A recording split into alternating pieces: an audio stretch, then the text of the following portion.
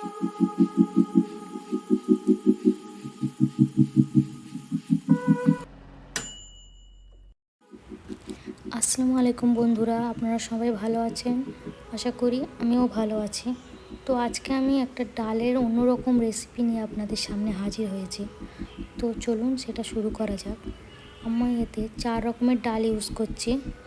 এর জন্য লাগছে আমার মুগ ডাল, মুসুর ডাল, সবুজ মুগ কলাই এবং ছোলার ডাল। তো প্রথমে আমি মুসুর ডাল আর মুগ ডালটা একটু শুকনো কলাই ভেজে জলে ভিজিয়ে রাখলাম।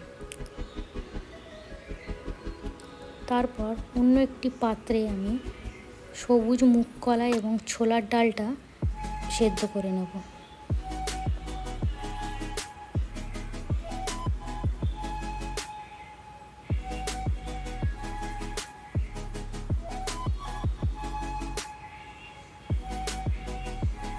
এরপর আমি হলুদ আর একটু নুন দিয়ে ভালোভাবে ফুটিয়ে নেব।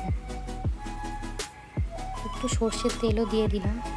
এটা ফোটানোর 2 থেকে 3 মিনিট ফোটানোর পর তারপর আমার যে আগে থেকে ভেজে রাখা মুগ ডালটা, মুসুর ডালটা আমি ভিজিয়ে রেখেছিলাম ভেজে, সেটা আমি অ্যাড করে দেব। দেখুন প্রায় সেদ্ধ হয়ে গেছে এবং অন্য পাত্রে তুলে রেখেছি। এবার আমি একটা অন্য পাত্রে বা কড়াইয়ে সর্ষের তেল গরম করে নিলাম।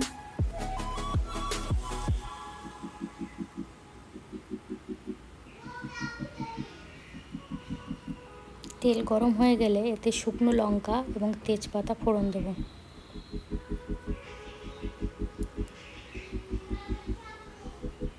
তারপর এতে একটি পেঁয়াজ কুচি অ্যাড করে দিলাম। তারপরে পেঁয়াজ কুচিটা লাল লাল না হওয়া পর্যন্ত আমি একটু ভেজে নেব এবং এতে একটি ছোট বা মাঝারি সাইজের একটি টমেটো কুচি কুচি করে আমি এতে অ্যাড করে দিলাম। এই রেসিপিটা খুব সহজেই হয়ে যাবে এবং খেতে খুবই দারুণ লাগবে। আমরা যেমন ধাবা স্টাইলে যেমন ডাল তড়কা খাই, অনেকটা ওই রকমই, কিন্তু এটা ঘরোয়া পদ্ধতিতে। একদম অল্প উপকরণ লাগবে, সহজে বানানো যাবে। গরম ভাত এবং রুটি বা পরোটার সঙ্গে একদম জমে যাবে। একবার বানিয়ে দেখবেন। দেখুন অনেকটা একটু হয়ে এসছে। এবার এতে আমি আদা রসুন পেস্টটা দিয়ে দেবো এবং ভালোভাবে মিশিয়ে নেব। এবার আমি এতে নুন অ্যাড করব।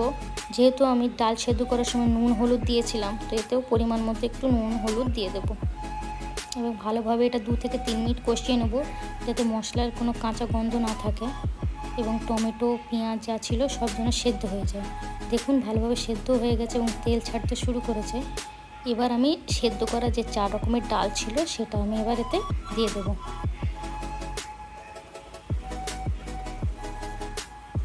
ভালোভাবে মিক্সড করে নিচ্ছি। দেখুন ডালটা খুব পাতলা বা খুব ঘনও হয়নি, একদম পারফেক্ট ধাবা স্টাইলে যেমন তড়কা ডাল হয় তেমন। এবং এরপর আমি একটা ডিম এতে ফাটিয়ে দেব, দিয়ে ভালোভাবে মিক্সড করে নেব। এবং এই ডালটা ব্যালেন্সের জন্য, স্বাদের ব্যালেন্সের জন্য এতে আমি অল্প পরিমাণ চিনি অ্যাড করলাম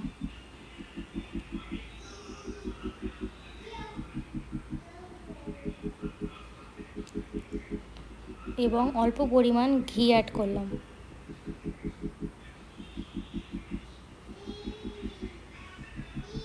প্রায় ডালটা শেষের দিকে।